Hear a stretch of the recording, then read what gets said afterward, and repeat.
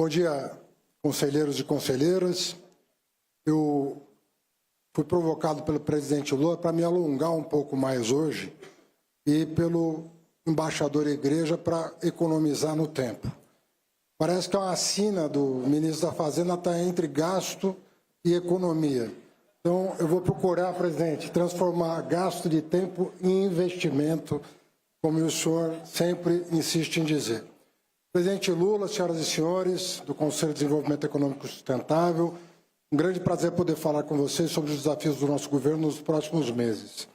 Há 19 meses, presidente, mesmo antes de assumirmos o governo, nós estávamos na COP, no Egito, e nós fizemos, por ocasião da sua sondagem a mim, para assumir o Ministério da Fazenda, nós fizemos um acordo de que nós iríamos fazer esse país voltar a crescer, com baixa inflação e com sustentabilidade social, econômica e ambiental.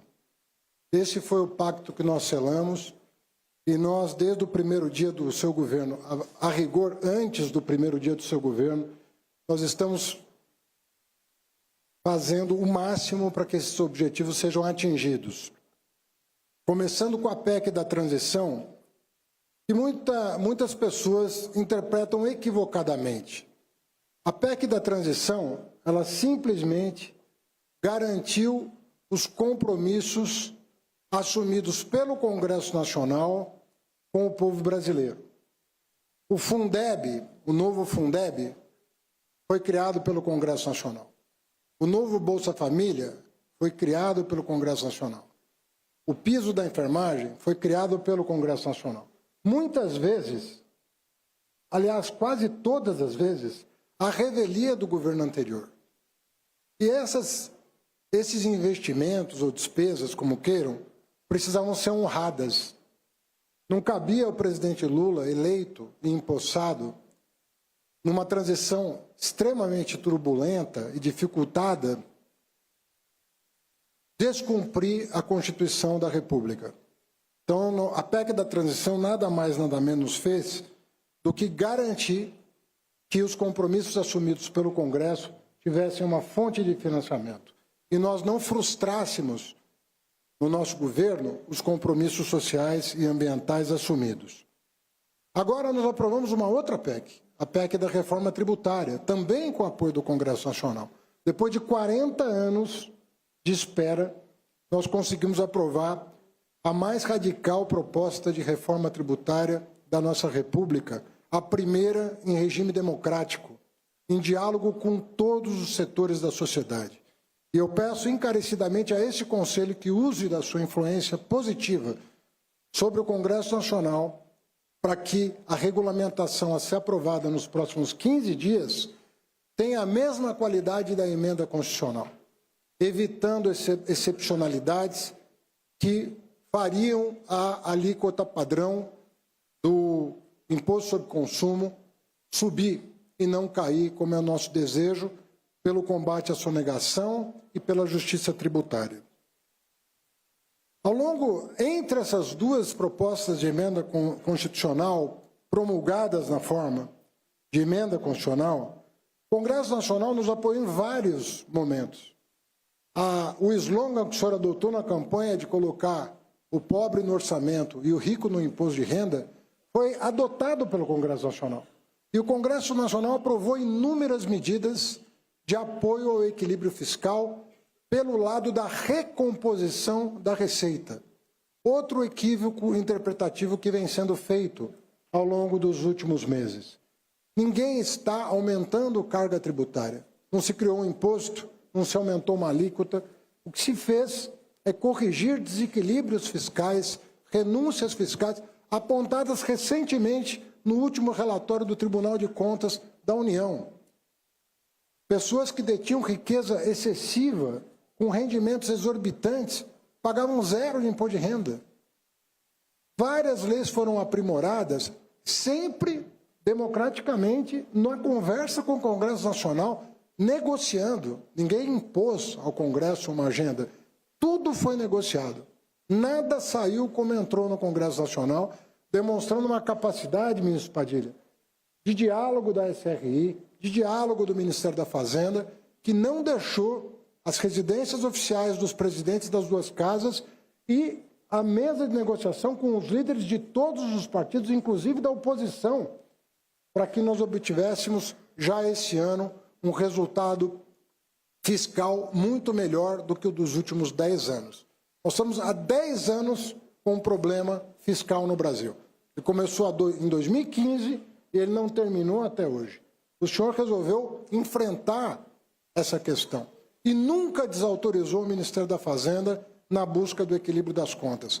Pelo lado da receita, sim, porque a nossa receita caiu 2% do PIB pelas renúncias fiscais nos últimos anos, como apontado pelo Tribunal de Contas, mas também pelo redesenho das políticas públicas, que está encomendada pelo presidente Lula, que vai ter a sabedoria de saber o que fazer e o que não fazer para não prejudicar a população mais pobre desse país, que é um compromisso nosso do Ministério da Fazenda também. Então, o redesenho que vai ser apresentado será levado a cabo para equilibrar as contas, mas com a sabedoria política de alguém que já demonstrou compromisso com quem mais precisa do Estado brasileiro. Como gosta de nos lembrar sempre o presidente, nós recolocamos o povo no orçamento e recolocamos na arrecadação alguns do que não pagavam o devido tributo. O país voltou a valorizar o salário mínimo com reajuste de inflação mais PIB e com um aumento de isenção do imposto de renda, cuja tabela não era reajustada havia 7 anos. Voltou a valorizar aqueles mais vulneráveis, praticamente dobramos o valor do Bolsa Família, atendendo ao Congresso Nacional, que aprovou o novo Bolsa Família, que hoje é um dos maiores programas de transferência do mundo e está ajudando a acabar com a chaga da fome no Brasil. O senhor, mais uma vez, vai tirar o Brasil do mapa da fome. Voltamos com programas importantes na área da saúde, para citar um exemplo, o Farmácia Popular, que quase triplicou, ministra Nízia, o seu orçamento entre 2022 e o ano atual, o ano corrente de 2024. Como sempre, presidente, fomos além e garantimos que o povo brasileiro, honrado, honesto, trabalhador, pudesse limpar o nome e ter um alívio nas contas. O programa Desenrola, está aqui na presença do Isaac, presidente da FEBRABAN, um dos maiores sucessos do governo. Foi um extraordinário programa que colocou novamente no azul milhões de brasileiros atolados em dívidas de difícil quitação, muitas vezes movidas por juros impagáveis. Foram negociados mais de 53 bilhões de reais em dívidas, 0,5% do PIB, diminuindo em 8,7% a inadimplência entre os mais pobres, principalmente do CadÚnico. O Acredita, recém-lançado, vai alavancar novas linhas de financiamento, sobretudo o crédito imobiliário, que no Brasil tem um patamar inexplicável de menos de 10% do PIB, quando há países que atingiram a marca de 50%, 70% e até 100% do PIB em crédito imobiliário, que é uma grande alavanca de crescimento e desenvolvimento econômico. Sem construção civil, que vai receber um tratamento específico na reforma tributária para alavancar investimentos imobiliários, não há desenvolvimento. A indústria da construção civil é um motor do desenvolvimento no mundo inteiro. Todos os países desenvolvidos passaram por uma estratégia de desenvolvimento da nossa indústria civil, de construção civil, inclusive a indústria pesada, que hoje recebe o aporte de recursos do PAC e um inúmero conjunto de concessões e PPPs cujos editais estão sendo lançados pelos ministérios competentes. Não deixamos de olhar para excepcionalidades.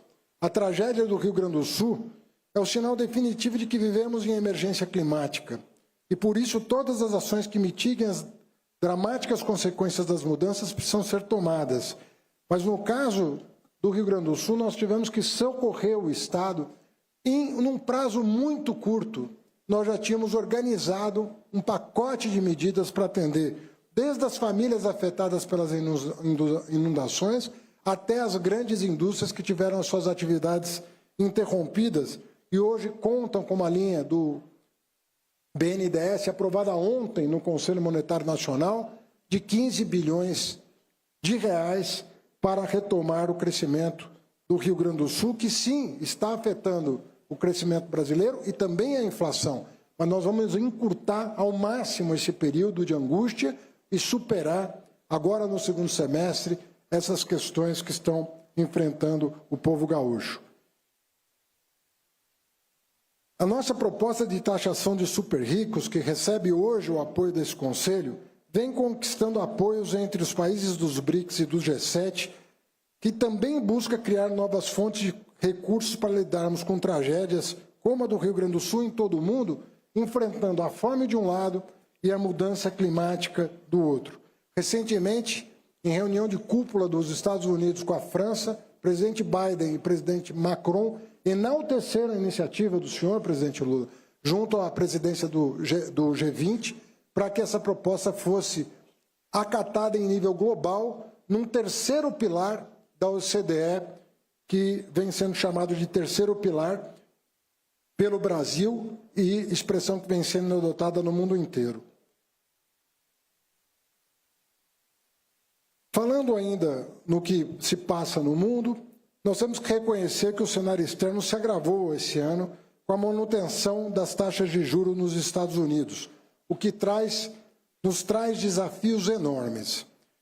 Como disse Alban, Isaac, nós não temos como alterar a política econômica americana, mas nós temos que proteger a nossa economia. E a forma de proteger a nossa economia é acelerar a agenda de reformas econômicas, macroeconômicas e microeconômicas no Congresso Nacional, acelerar o redesenho de políticas públicas, buscar equilíbrio fiscal, sim, pelo lado da receita e da despesa, porque não há outra forma de fazê-lo, com sabedoria, com inteligência, para que nós não coloquemos em risco o crescimento que ajuda a estabilizar a dívida PIB.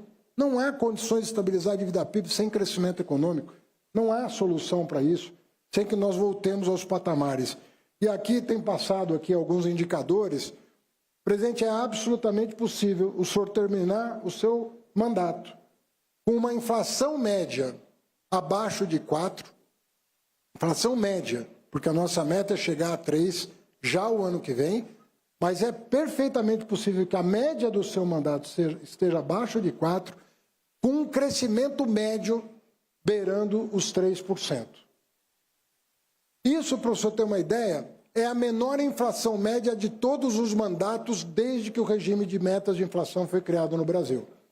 Portanto, aqueles que acusam o senhor de não estar prestando atenção na inflação, não está prestando atenção nos dados que nós estamos divulgando pelo IBGE a todo momento, mostrando que nós estamos convergindo para a meta, que é uma meta exigente e que foi ontem reafirmada pelo seu governo em reunião do Conselho Monetário Nacional. Mas nós não podemos e não devemos abdicar das metas de crescimento da economia.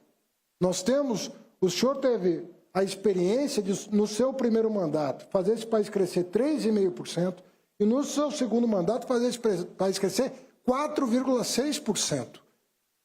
Muitas vezes falam, o ciclo de commodities não permitirá isso mais, mas nós temos que enfrentar o desafio do crescimento independentemente das condições externas e buscar que o Brasil volte a crescer a taxas sustentáveis.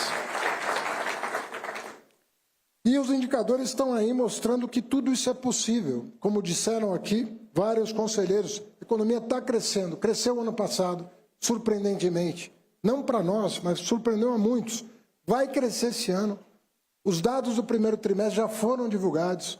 Pergunte a qualquer setor da economia como é que estão as linhas de crédito. Eu falava aqui com o Márcio Danfávia, depois do senhor sancionar o marco de garantias, marco legal de garantias, anos parado no Congresso, tiramos da gaveta, reformulamos o projeto de lei, aprovamos. Veja o que está acontecendo com as linhas de crédito no Brasil. E é só o começo. Isso vai avançar muito ainda. E o presidente Alckmin tem sido diligente na proteção do mercado interno. Nós estamos num mundo que está muito mais protecionista e muito mais agressivo, né, do que no passado recente.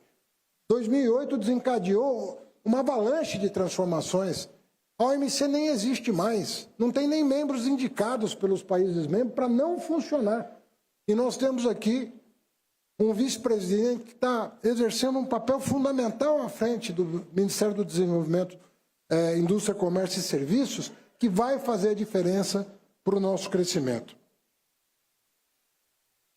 Isso tudo, todas essas medidas visam a estabilização da dívida bruta e nós contamos até hoje, presidente, com uma das melhores medidas que o senhor tomou quando presidente da República, que foi o acúmulo de reservas cambiais para proteger a economia nacional. Agora eu vou para o final, porque abusei aqui do tempo. Reconhecemos a necessidade de encerrar as pressões de gasto público, desde que, como sempre lembra o presidente, cuidemos dos mais vulneráveis, reconhecemos os desafios internos e externos, temos que calibrar nossa comunicação, emitir os sinais corretos para toda a sociedade brasileira, de sustentabilidade social, fiscal e ambiental. Isso tem que ser o lema desse governo. E nós temos que demonstrar na prática que estamos comprometidos com essas metas. Não fugiremos da responsabilidade de enfrentá-los. Também, como diz o presidente Lula, citando a sua mãe, a dona Lindu, a gente não pode gastar mais do que ganha, temos que saber lidar com o dinheiro da população brasileira, honrar cada real que entra nos cofres públicos e exigir o investimento com a maior taxa de retorno social e econômico. Conselheiros e conselheiras, presidente Lula, nós sabemos bem onde nós queremos chegar. Missão que o senhor nos deu de fazer esse país ser mais justo, guia cada ação da equipe econômica. Ministra Tebet sempre muito parceira, queria frisar, cooperação sempre do Ministério do Planejamento, além dos demais ministérios.